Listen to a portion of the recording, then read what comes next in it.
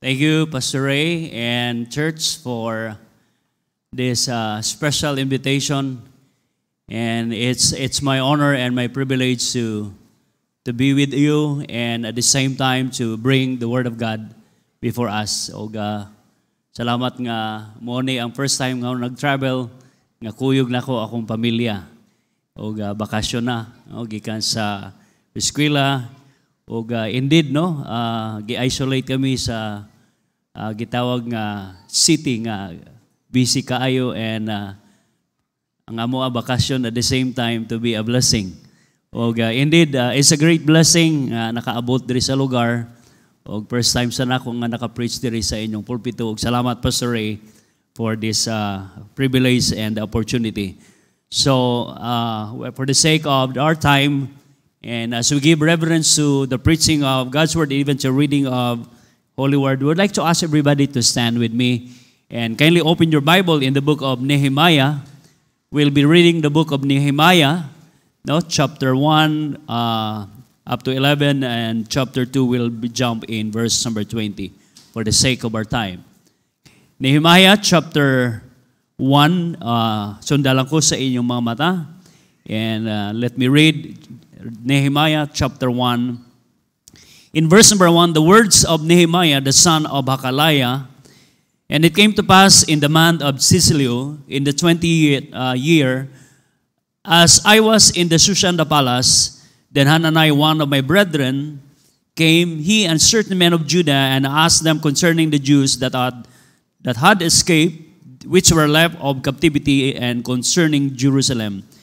And they said unto me, the remnant that are left of the captivity there in the province are in a great affliction and reproach. The wall of Jerusalem also is broken down, and the gates thereof are burned with fire. And it came to pass, when I heard these words, that I sat down and wept and mourned certain days, and fasted and prayed before the God of heaven. And I said, I beseech thee, O Lord, God of heaven, the great and the terrible God, that keepeth covenant and mercy for them that love him and observe his commandments. Let thine ear now be attentive, and thine eyes open, that thou mayest hear the prayer of thy servant, which I pray before thee now and day and night, for the children of Israel thy servants, and confess the sins of the children of Israel, which we have sinned against thee, both I and my father's house have sinned.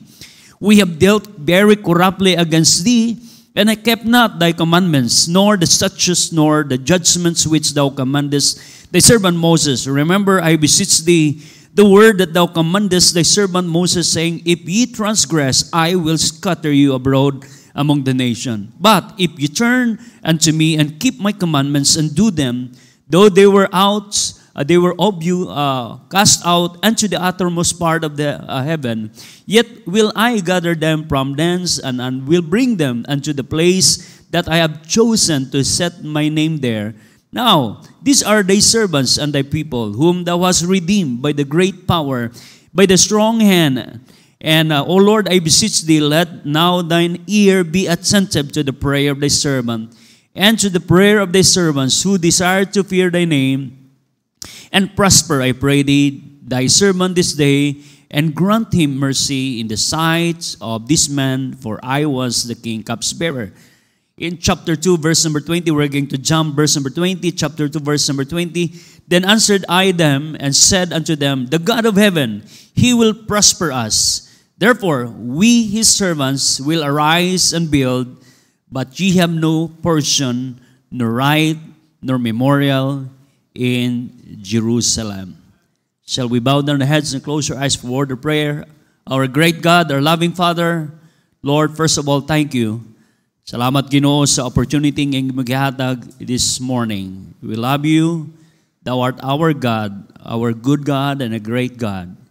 We come to thy presence as we acknowledge your presence above all in our midst.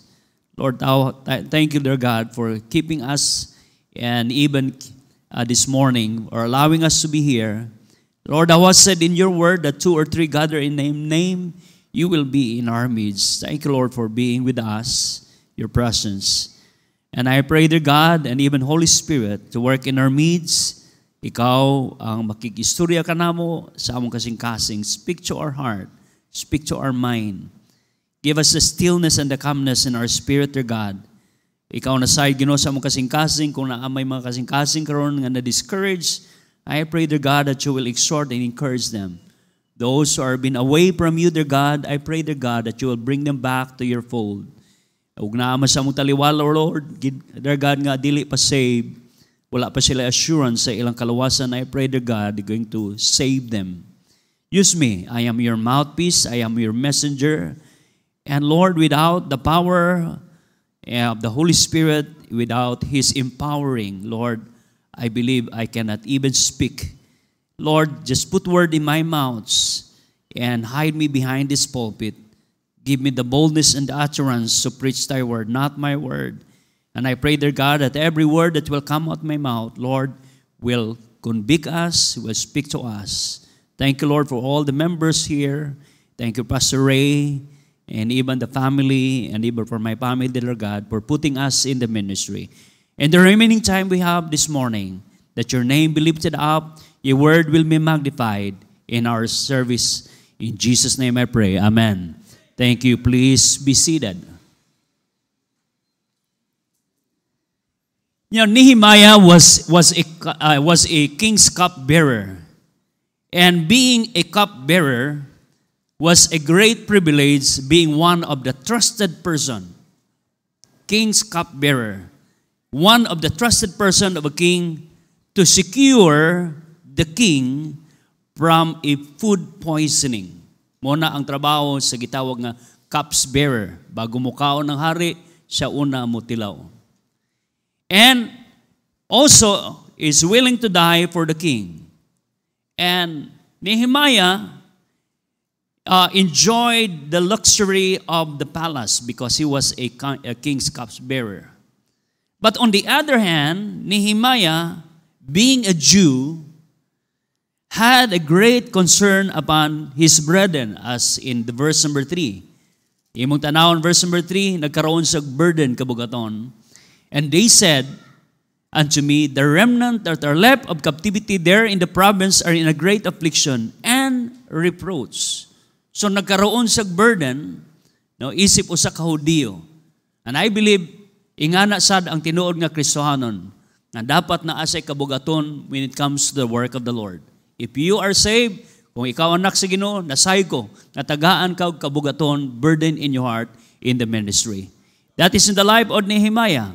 So nakita niya, being a remnant, upon knowing what happened to the wall of Jerusalem, because the wall of Jerusalem was their protection, and all this gate was broken down, naguba ang gates. And this is the challenge that he was facing. Because the title of my message is Embracing the Challenge. Na ay challenge nga iyang giatubang, embracing the challenge. This is the challenge that he was facing. He was burdened.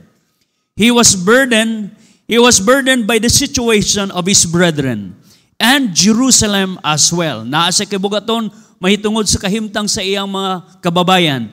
And at the same time, Jerusalem, because Jerusalem is the center of worship sa mga Hudiyo. So, naa sa kabugaton. In fact, as what the scripture says, because his burden was true, he wept. Nihilak siya.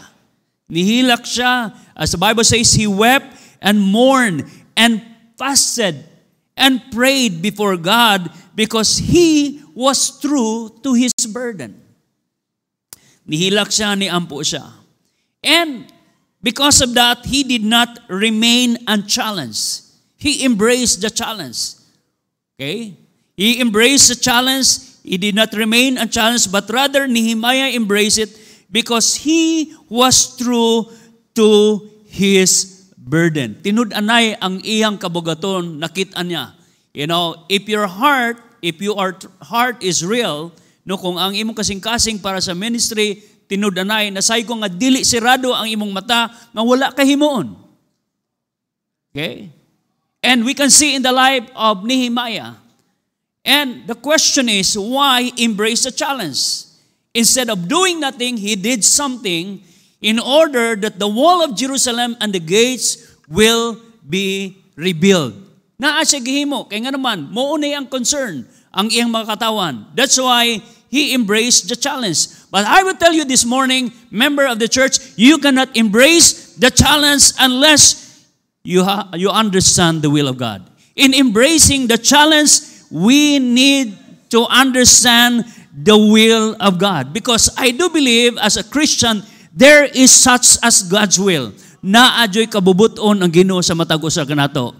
Ako nga isip usa ka pastor, naay kabubuton sa Ginoo asa kung lugar ng ibutang. Kamong mga nagtrabaho, among even the businessman, there is such as God's will.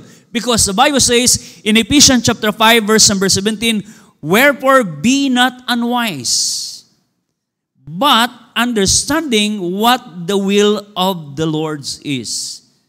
Nasay ko nga kung naa may pinaka-wise nga tao diri sa kalibutan, walain ang mga Kristohanon. Why? Because nakasabot na unsa ang kabubuton sa Ginoo. And the greatest achievement in the life of sa believer is doing the will of God. Nga naghimo tas kabubuton sa Ginoo. And then upon understanding and knowing the will of God, what we are going to do. Kaya nakasabot na nga kaniday kabubuton sa Ginoo.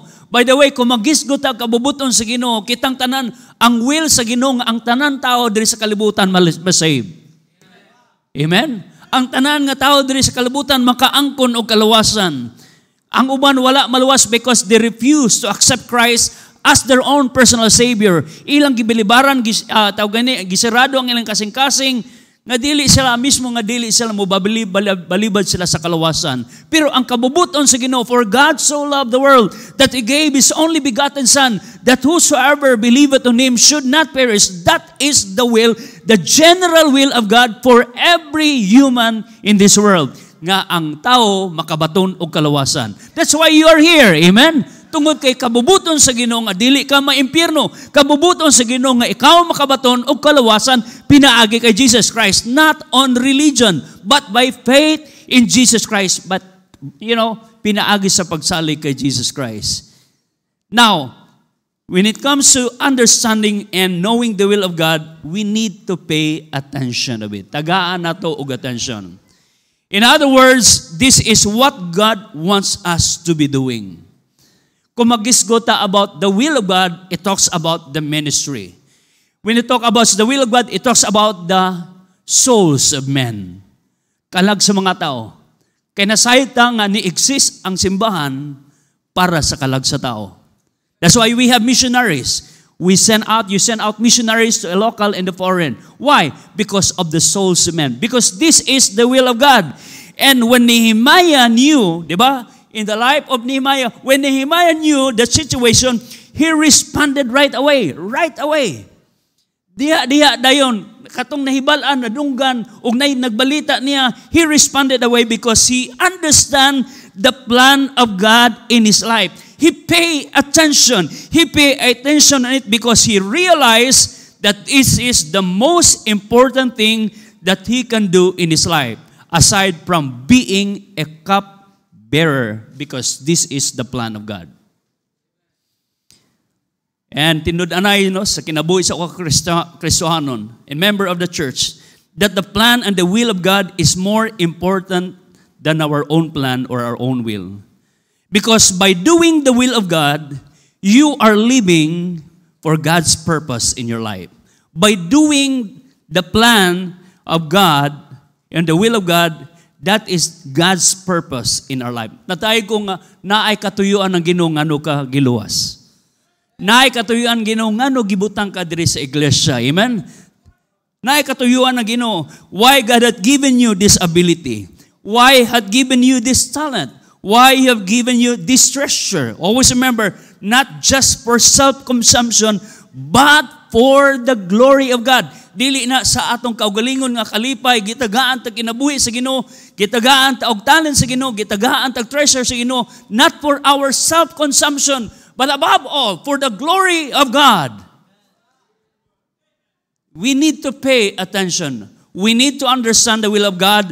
In understanding the will of God, we need to pay attention. Secondly, we need to make a decision.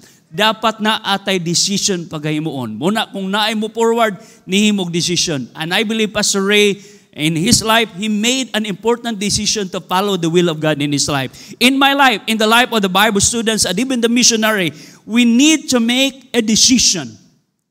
Paminaw, Christians, if it is for God, kung para ni sa Ginoo o iya ni sa Ginoo, dapat di ta madlok.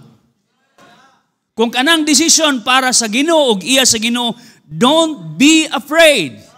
If God called you to the ministry, don't be afraid. If God calling you to a foreign land, don't be afraid. Why? When you make a decision for God, you will never have some regrets in your life. Why? Because you understand the will of God in your life. Nasabtan nimo nga mauni ang kabubuton sa Ginoo because fulfillment in life, in the life of a believer, we're talking about Christian life, fulfillment in life, in the life of a believer, is not what you have, but what you have given to God. If you have not given your life to God, then kung wala nimo gisurrender ang imong kinabuhi, wala nimo gihatag ang imong kinabuhi sa Ginoo, I will tell you, then it is hard for you to make a decision for God. You cannot embrace the challenge. Dili nimo atubangon o dili nimo i-embrace ang challenge, and you cannot enlarge, be useful. Instead of being useful, maging wasteful ang atong kinabuhi. Imbes na maging useful, maging useless ang atong kinabuhi. So, if you have not given your life to God, then it is hard for you. It is hard for you. Pero dili na kinahanglan nga mahimo kang bright para masabtan nimo ang plano sa Ginoo. Kay ang plano sa Ginoo naa man diri sa Word of God. In the Word of God. So here, in embracing the challenge, number one, you need to understand the will of God. There is such as God's will. Secondly, not only we need to understand the will of God, but secondly, we need to uphold the work of God. Dili lang kay masabtan nato ang kabubuton sa Ginoo, gikinahanglan nato nga i-uphold. In Nehemiah chapter 2 verse number 18, it says, and they said, let us. The word there is let us. The word let us means togetherness. Kitang tanan. Dili lang ni trabaho ni Pastor Prime. Dili ni trabaho sa Bible student. Ato ning trabaho bulaton sa Ginoo. That's why we need partners, and what we call partnership. In the Bible says, let us. And they said, kitang tanan. Let us, in chapter 2 verse number 18, let us rise up and build. So they strengthened their hands for this good work. I will tell you, if that is God's work, that is good work. So since this is a good work, since this is a God's work, therefore every God's work is a great work. Naamang ka sa probinsya, naamang ka sa syudad, kay bulaton na si Ginoo, it's a God's work. Amen? It's a great work. So, what we are going to do, gikinahanglan nga magtinabangay ang matag membro, dili lang kay trabaho sa pastor, dili lang trabaho sa missionary, ang pag-reach out sa kalag, ang pagsulti sa kalag, ang paghatag og gospel, ato ning trabaho, gihatag ang kaman sa church. So we need to uphold the work of God. All throughout the years of your existence here, you are doing the Lord's work greatly. And there are so much and great work to be done until the coming of Jesus Christ. I-mention ni Pastor Ray, hapit na baya mabalik si Kristo. Okay? Kay hapit na babalik si Kristo, kinahanglan ang effort, double ang effort. Salamat nga nakita nato diri sa bulaton, diri sa Pigarangan ang gitawag nga trabaho. Then let me tell you, upon doing the work of God, we must consider that there are enemies. Okay. Na ay mga kalaban, of course. Ang kalaban nato walay lain dili man ang atong tapad kundi ang yawa. The devil and all his allies and even our flesh are not happy doing the work of God. Kung na may tao nga di malipay ang yawa, I don't know. Kung magisgota bulaton sa Ginoo, I hope ang matagusaw when it comes to doing the ministry, doing God's work, dapat malipay ang Kristohanon. Ang dili lang malipay anay ang yawa. Why? Because nga sabot siya kung kita magtinabangay daghan ang kalag nga madala nato silan sa Ginoo. Kung ikaw mo involved sa ministry, kung ikaw active sa ministry, I believe the devil is not happy. So, in upholding the work of God, let us consider that we have enemies. That's why 1 Peter chapter 5 verse number 8, be sober. Be vigilant. Because your adversary, our enemy, the word adversary is our enemy. Because your adversary, ang atong kalaban, the devil, as a roaring lion. And I believe the devil is attacking every one of us. Attacking the church, attacking the body of Christ, attacking the bride of Christ, attacking every family, every tatay, every nanay, even our children. I will tell you, the devil is attacking the work and the church of God. But we need to uphold together. Magkahiusa ta para sa bulaton sa Ginoo. Kay dili ni bulaton sa usa ka pastor, dili ni bulaton sa tao, dili ni bulaton ni Pastor Ray, buluhaton ni sa Ginoo. And we are just only the part of this ministry. Then, talking about the work of the Lord, if there's a person who really felt the burden, kung naa may taong nakabati og dako nga kabugaton, load the pressures and the opposition is no other than your pastor. And to these members who really work for the work of God. But in spite of all these things, by God's grace, you keep continuing upholding the work of the Lord. Salamat sa choir.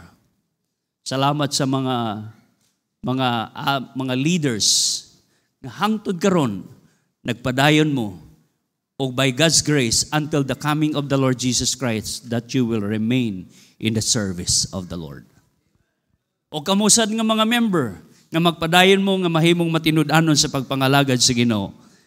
And we can see the opposition is undeniable. Naay opposition. Kinsa ang opposition? Si Sanballat o si Tobia, they are not happy what Nehemiah is doing. Wala sa malipay nga si Nehemiah nagbuhat og bulaton para sa Ginoo. The enemy is trying to stop. Diba? Sanballat and even Tobia, the enemy is trying to stop and shaken you. Uyugon ang simbahan. And I will tell you, the devil is not intimidated. The devil is not intimidated with your zealousness and commitments. Wala siya mahadlok nga surrender ka sa imong kinabuhi. Wala siya mahadlok, wala siya ma-intimidate nga faithful ka. But I will tell you, the Bible says he said, be sober and be vigilant because the devil is just like a roaring lion seeking whom he may devour. So in other words, the devil was not discouraged. Wa jud siya mo surrender nato hangtod karon og dagan ang kinabuhi bisan pagani sa mga alagad, mga pastor naguba, because the devil was not discouraged to destroy each one of us. The devil is trying to make you down. Diba muna? The devil is trying to make you down. Diba? The devil is trying to make you discouraged. Okay? I believe, maybe wa ako masayad sa inyong, ang Ginoo ray na kita. There were times sa atong kinabuhi nga discouraged kita. Discouraged sa tungod sa atong work, discouraged sa tungod sa ato ang pamilya, sometimes na discouraged sa tungod even of ourselves. But I will tell you that the devil is trying to make you discouraged. And the devil is trying to dissolute you. Mubaba ang atong moral sa atong pagpangalagad, dili na magmalipayon sa pagpangalagad. I will tell you, in embracing the challenge and enlarging the cause, the enemy is keep opposing the church. Ang kalaban nato hangtod karon sa pagbalik sa Ginoo. And even at the last trump, di jud sa muundang nga wala say mabiktima nga Kristiyanon nga diin sa ilang kinabuhi, sa ilang pamilya, sa church, even sa mga pastor, wa jud siya muundang until the coming of the Lord Jesus Christ. And I will tell you, in embracing the challenge and enlarging the cause, the enemy is keep opposing the church but the church remain growing and going because we are united. Salamat sa pag-ampo. Salamat sa kanta nga, someone is praying for you. Kung may someone is praying for you, dili ka ng someone you love. Kung dili, si pastor nag-ampo ninyo. Og naasay nag-ampo ninyo. Og dili lang kay mag-inampo ay ta. Why? Because this is the only way that we're going to uphold the work of God. Dili pinaagi sa atong resources. Dili pinaagi sa atong gitawag nga strength. And that ability, that power comes from God. Gikan na sa gahom sa Ginoo muna through prayer mag-inampo ay. I believe before you start, before nga niadto ka diri sa simbahan, nag-ampo ka sa panimbahon. Before ka nga mo involved in any, what we call, in your life, in your work, in your ministry, mo pray ka. Kaya nga naman, we truly acknowledge that there is opposition. The enemy is not happy what we are doing, what the church is doing here in Pigarangan. That's why we need to uphold the work of God. Let us together magtinabangay ta. Kay kaning nga bulaton, dili bulaton ni pastor, dili bulaton ninyo, kundi dili bulahaton si Ginoo ang atong himuon magtinabangay. And the opposition, not only the opposition is undeniable, but their disposition is unquestionable. Makita na to ang ilang kinaiya. Nakita na to, si Nehemiah, biskan nga naapay opposition, wa jud siya ma-discourage. Wa jud siya ma-discourage, kung dili, nagpadayon pa jud siya. Can you imagine their attitude, their disposition? Unsa man ang atong attitude when it comes to the work of the Lord? Unsa man ang ato ang gitawag nga spirit when it comes to the work to the work of the Lord? Kaya nga naman, what a great honor and the privilege nga mahimot ang part diya sa bulaton sa Ginoo. And in upholding the work of God, gikinahanglan ang atong attitude. Ug ang attitude ni Nehemiah is unquestionable. In spite of the opposition na ay mga nibabag niya in rebuilding the wall, na ay nag-discourage siya. But in spite nga na ay opposition in rebuilding the wall of Jerusalem, yet the people of God, ang mga katawan, were able to finish it within 52 days. Can you imagine? Nahuman nila ang pag-build sa wall within 52 days. Why? Nagtinabangay. Nagtinabangay. Kay nindot kay magtinabangay. Their attitude, their disposition. Because their disposition to toward the work of God, makita nato ang ilang character. They choose to remain strong. Yes, there were times nga naang kalaban, but they choose to remain strong. They choose to remain steadfast. And they remain steered and thrilled. They have never lost their enthusiasm. Mawala ang fire, ang kalayo sa uban. Salamat kay grasya sa Ginoo nga ang uban nagkalayo sa pagpangalagad sa Dios. Amen, amen. Nagkalayo, pero ang uban nagkalayo. Pero salamat nga, uban nagkalayo. Padayon na sige apon. Diba? That's part of our life.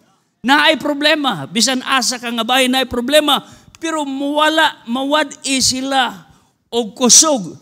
They have never lost their enthusiasm and the thrill doing the work of the Lord. Basta mo gisgot na nagpagsimba, wala sila mawad-an og kusog. Malipayon sila. Muna ingon ni David, I was glad when they said to me, let us go to the house of the Lord. Can you imagine? They were glad when it comes to doing the work of the Lord.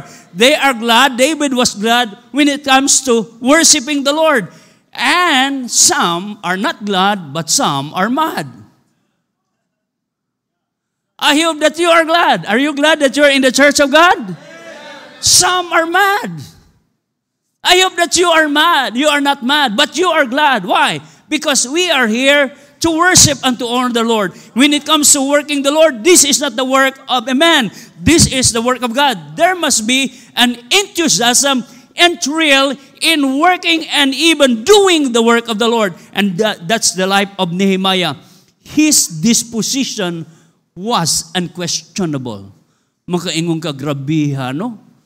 Grabiha ang iyang kasing-kasing kung magisgot ang pag-alagad sa Ginoo. They could not find any reason why they have even to stop the work of God, though the opposition is great. Church, ikinahanglan ang matagusang nga magtinabangay i-uphold hangtod sa pagbalik sa Ginoo. O mga bagong generation nga maabot, nga diin makitaan ang faithfulness sa mga forefathers nga ipadayon. Magpabilin diya sa bulaton, magpabilin diya sa teaching nga dili mawala sa ilang pagpangalagad. Church, we need to uphold because at the first place, the enemy is not happy. Wala malipay ang yawa sa atong gibuhat, wala malipay ang yawa sa gibuhat ninyo. Every time nga naamoy bulaton, every time nga naatay commitment, every time nga isurrender ang imong kinabuhi, dili jud nalipay ang yawa. The devil is trying to buy out your commitments. Pangita jud paagi, mo surrender na lang ka, i-promote pa jud ka. Then mo surrender pa ka, pataasan ang imong sweldo.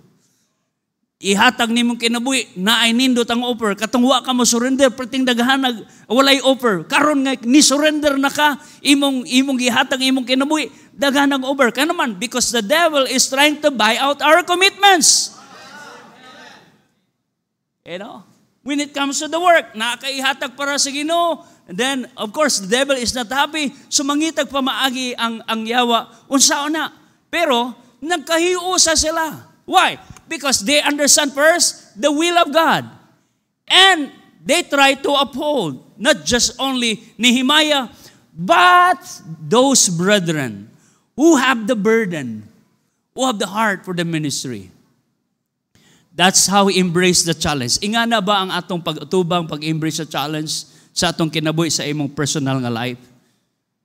Church, not only we need to uphold the work of God, but another thing is we need to unfold the ways of God. First, in embracing the challenge, we need to understand the will of God. Ang mga Kristohanon dapat makasabot sa kabubuton sa Ginoo, kaya ang kabubuton sa Ginoo mo na pinaka-the best nga naitabo sa imong kinabuhi. Mo na pinaka-nindot nga achievement sa imong life. Secondly, we need also to uphold the work of God. Thirdly, and the last, we need to unfold. We need to unfold the ways of God. As Nehemiah lead the people of God in rebuilding the wall of Jerusalem, kaya ang Ginoo nakig-istorya man kay Nehemiah. Kumbaga, si Nehemiah, wa jud katuhog. Galing nga sa siya. Tungod kay mouni ang kabubuton sa Ginoo. As Nehemiah lead the people of God in rebuilding the wall of Jerusalem, which do I believe was not an easy task. Kabaw ka, ang ministry, dili sayon. Dili sayon, tungod kay naatay enemies. Pero pinakanindot nga butang nga naa ka sa ministry. If you are involved in ministry. Was not easy task to do. But Nehemiah learned the ways of God, how the task to be done. Unsaon pagtrabaho. Yes, Nehemiah was the right person to lead. Siya, the right person, cups bearer. Suod sa hari, nai access, and have an access in authority in the building the wall of Jerusalem. In fact, kung imong tanawan ng istorya, nangayo sa letter from the king, nga naa siya access nga mokuha dito sa tanan nga material niya. Siya ang right person. And I believe, your pastor is the right person to lead this church. And I believe also you are the right person nga gibutang ka diri. Okay? And we can see that Nehemiah was the right person to lead and have an access and authority in the rebuilding the wall of Jerusalem. Pero, naa siya'y authority, suod siya sa hari, naa siya'y access, pero wala sa magdepende sa iyang pagkasuod sa hari, sa gitawag nga authority, kundili nagdepende siya sa kamot sa Ginoo. And he said, Nehemiah unfold God and His ways to them. If Nehemiah get the approval from the king, but what really matter is the favor of God upon this burden. Kabaw ka, grasya ra jud sa Ginoo kaluoy, ngano until today gigamit ta sa Ginoo. Grasya og kaluoy nakita nato ang buluhaton diri sa pigkarangan nga nahimo mo a living witness how the Lord bless the ministry here. I will tell you. And nakita nato, therefore the task was completely finished. And I believe the church, kita, amua, inyong church diri, asa nga lugar na mga pastor, embrace the challenge. And makaingon ta dako jadoy. Can you imagine ang ato ang scope sa work, not only pigkarangan to real, but all over the world. Diba? Kadako kayong bulaton. The responsibility, makaingon na perting dako But I will tell you, when it comes to God, in God, nothing shall be impossible. Dako ang challenge, pero dili imposible. Kay sa atubangan sa Ginoo, wala may imposible. Amen? Wala imposible. Because Nehemiah, we can see that Nehemiah much willing. They have a one heart. They have a one mind to enlarge. Willing whatever it takes to fulfill God's plan. Can you imagine? Willing to take whatever it takes to fulfill God's plan. In other words, here, this morning, Nehemiah displayed trust upon God. Wala na siya magsalig sa iyang kusog. Wala siya magsalig sa iyang access authority. Pero ang gisaligan niya sa tanan, sa kahimuan, sa pagbuild sa wall of Jerusalem, and even the gates, the hand of God. Ang kamot sa Ginoo. Dili atong kaugalingon, salamat nga nahimot ang instrumento when it comes to unfold the ways of God. Jeremiah 33 verse number 3, it says there, call unto me, and I will answer thee, and show thee great and mighty things. Ang makita nato nga ang Diyos nagapangita og makristohanon nga musalig totally mo depend siya not on His ability. Always remember, we are just only an instrument tool to expand the kingdom of God, to reach souls in this place, and even unto the uttermost part of the earth. Gigamit lang ta sa Ginoo ang atong talento, ang atong kinabuhi, ang atong resources, pero labaw sa tanan gikinahanglan nato ang kamot sa Ginoo nga muuban ka nato all throughout, even in the life of the church. There's a saying that says, biskan unsa kadako ang gikinahanglan, the size of our needs does not downsize the power of God. Biskan unsa kadako ang atong gikinahanglan, mas labaw nga gamhanan ang atong Dios. He is pleased to display. Malipay ang Ginoo nga ipakita ang iyang gahom sa mga tao nga mosalig niya.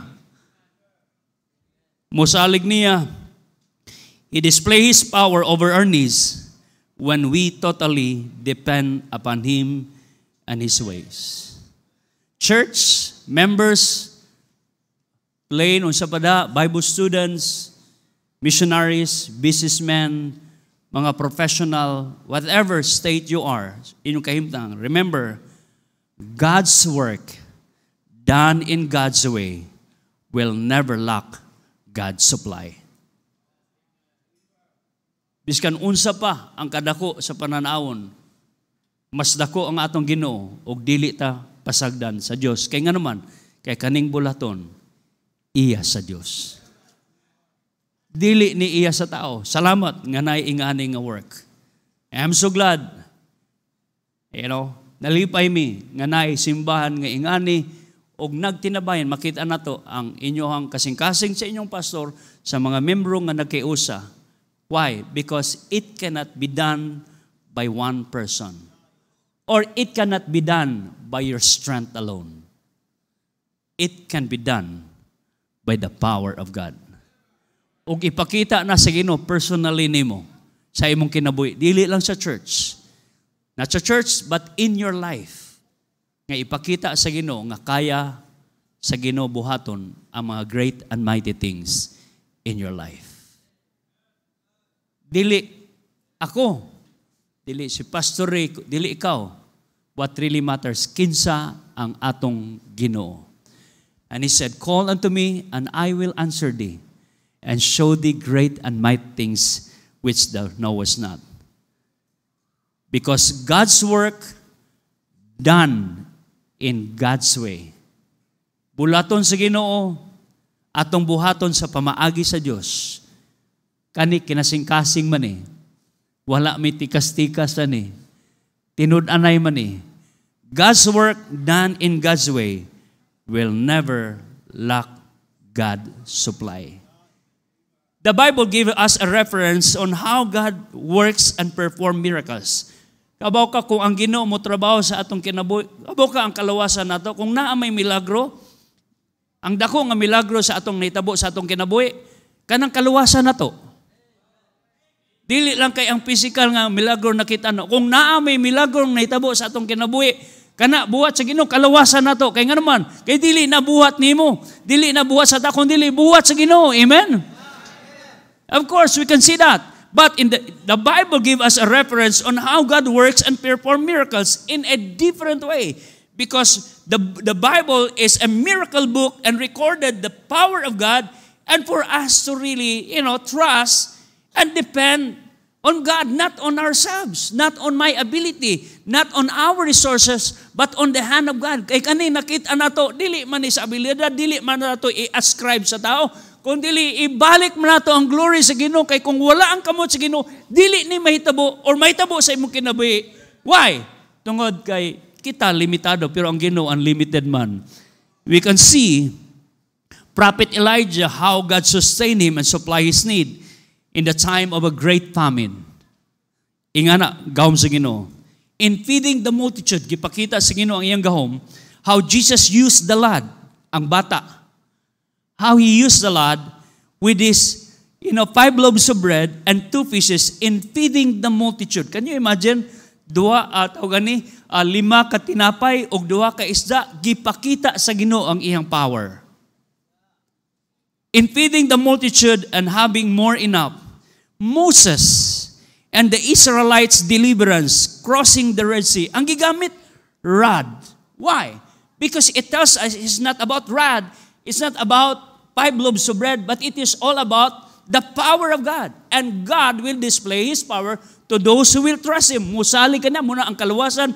Kung musali ka kay Kristo, magginulsol ka, maluwas kayo. Kay mo na gisulti sa Ginoo. The same usa sa atong pagpanginabuhi ka, kung musali ka sa provision sa Ginoo, kay siya ang great provider, siya ang atong great protector, siya ang provider in everything, then God will do His part.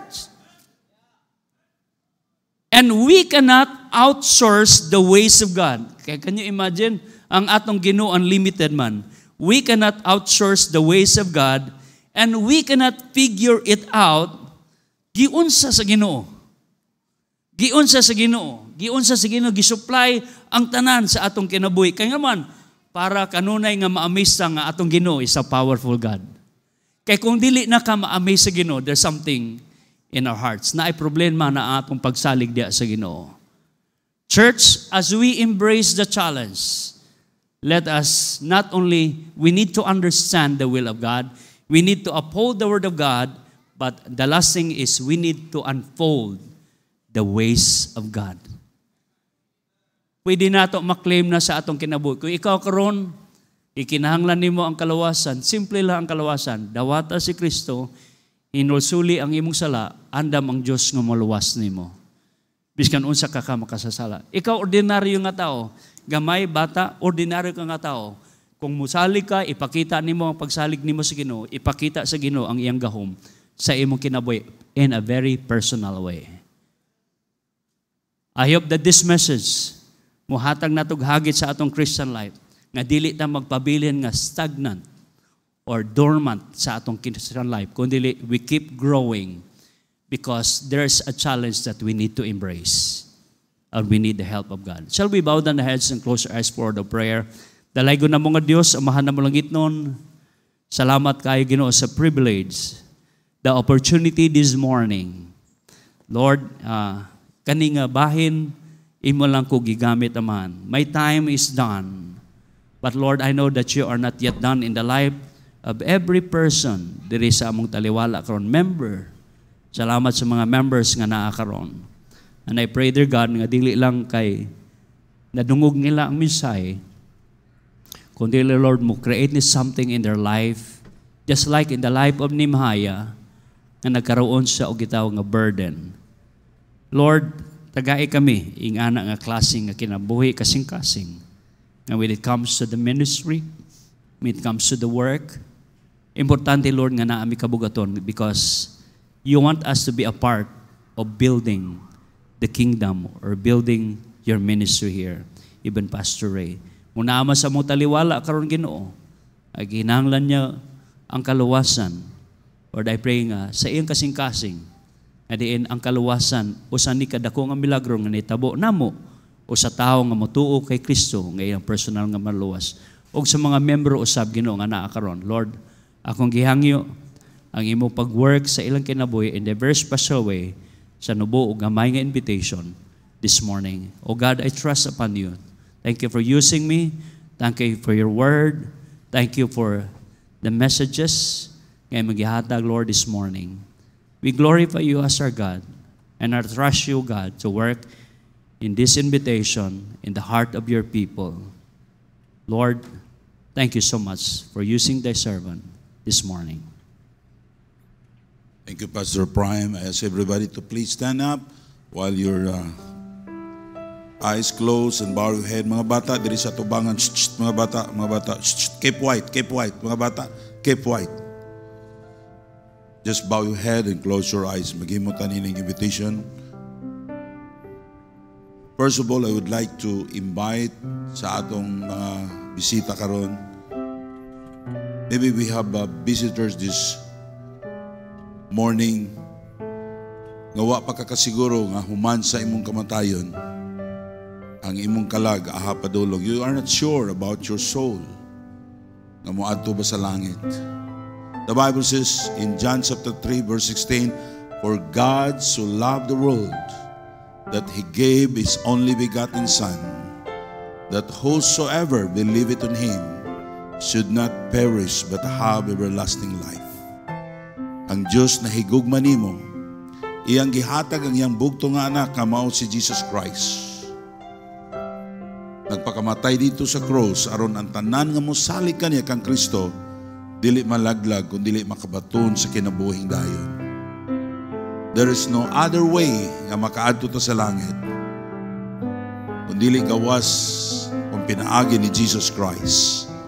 Maybe this morning may ka-pastor wala ko kasiguro kung akong kalag padulong human sa akong kamatayon, but I want to be sure. I want to be saved. I understand that Jesus Christ, He died on the cross. O ako nagtinguha nga makasiguro ko moadto ko sa langit. Dawata si Kristo karon nga imong maluluwas. Open your heart. Ayaw paghahiang imong kasing-kasing. Dawata siya. Now God, He wants us nga matag-usa ka nato, makasulod ta sa kangarian sa langit. Dili gusto ang Diyos. God is not willing that any should perish. Pero kung kadto ka sa impero, that's your choice. Imo nang pagpili. Because imong gidinay, ug wa nimo gidawat si Jesus Christ nga imong maluluwas. But maybe this morning, may kapastory, I want to be saved. Gusto na ako dawaton si Jesus Christ nga akong maluluwas. Ipataas lang imong tuo nga kamot, mailhan nga imo siyang dawaton. Ado na ba? Ado na ba? Asa mong bisita? Please raise your right hand. Pastor, I want to be saved. Maybe dugay na ka nagsimba din Amen. I see one hand. Amen. Kita ko sa kakamot, duha. Now, so while you are standing, sunod din nga pagampo nga akong pagayimon karon. Maybe you are not raising your hand, but you want to be saved.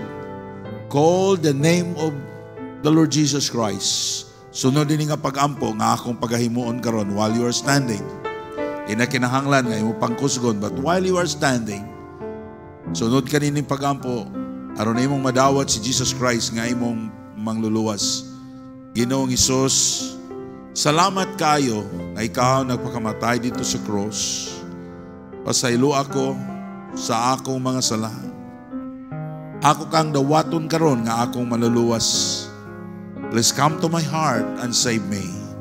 Dagang salamat, ibutang ng imong kamot, brad. Salamat sa pagdawat sa Ginoo. Now, Christian, the message is very simple to understand. Ang buluhaton sa Ginoo, dako kayo. Embracing the challenge. Now, Christian, we ought to remember, embracing the challenge. We need to understand the will of God. Nga ang kabubuton sa Ginoo, every one of us, mga lagad to sa Ginoo. Maybe God speaking to your heart. Ang buluhaton sa Ginoo, dako kayo. We have a part in the work of God. Sometimes, ang atong unahuna, kung mga lagad ko sa Ginoo, in a full-time service, Eskwela Bible School, magpastor, no. If you are a businessman, serve the Lord in the work of God. There is as a businessman. If you are a carpenters, if you are a drivers, gusto sa Ginoo, imong ihatag imong kinabuhi diha sa Ginoo. God, He will not use us unless atong ihatag ang kaugalingon nato diha sa Ginoo. If God speaking to your heart sa mensahe karon nga gihatag sa iyang alagad, why you will not come to the altar and just pray and ask God to bless you? Maybe mayong ka pastor, baliwala lang man ang pulong sa Ginoo nga akong dadunggan. You need to be worried, and that's the reason why you need to come. Why God not speaking to your heart? Well, you come to the altar and speak to God and pray. Please come. Amen. Please come.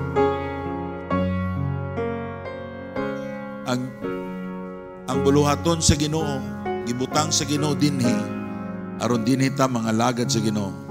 Because the work of God is great. Dako kayo kini nga buluhaton. Let's pray. Our Heavenly Father, we thank you, Lord, sa mga kalag nga nagdawat nimo. Lord, I pray nga sila mo grow spiritually. Na doon ay magfollow up nila. Doon ay mga Kristohanon nga imong gamiton to magdasig kanila aron mo grow sila, aron mo padayon sila sa kinabuhing Kristohanon. Lord, thank you so much for this Christian. They came forward, they knelt down, they prayed. Lord, nakita ka sa ilang kasing-kasing. Lord, tabangi kami nga among masabtan, Ginoo, ang imong kabubuton sa among kinabuhi. Because we believe, Lord, that every one of us as a part of your work, and you have a specific well sa among kinabuhi nga among dapat among sundon ka, Ginoo. Lord, ang imong buluhaton dapat among i-uphold, among tabangan, among suportahan. Because by this work, O God, nga imong buluhaton, ikaw mag-bless ka namo spiritually and materially. Lord, thank you so much for being a part of your work. Lord, thank you for these people, O God, they came forward, they knelt down. Lord, bless them. Lord, bless their businesses. Bless their lives, O God. Lord, I know there are many people in this church, O God, you called them to go out to preach the gospel. Lord, I pray tagay sila courage to be your will. Lord, called some of our young men, the men's church, our young people, isa pang among mga kaigsuunan, Ginoo, to preach the gospel. Lord, I pray also that you will call some of our men and women of God to do business for the sake of your work, O God. Lord, continue to bless us materially, spiritually, as we pray, O God, that you will enlarge our cause, ang among pangabudlay ang among mabuhat diya sa imong buluhaton. Lord, thank you for your servant, Pastor Prime, for using him. Thank you for his family. Lord, continue to bless him, O God, and his work into Real Davao. Tanan akong ipangayo, in Jesus' name I pray. Amen. Thank you. Thank you.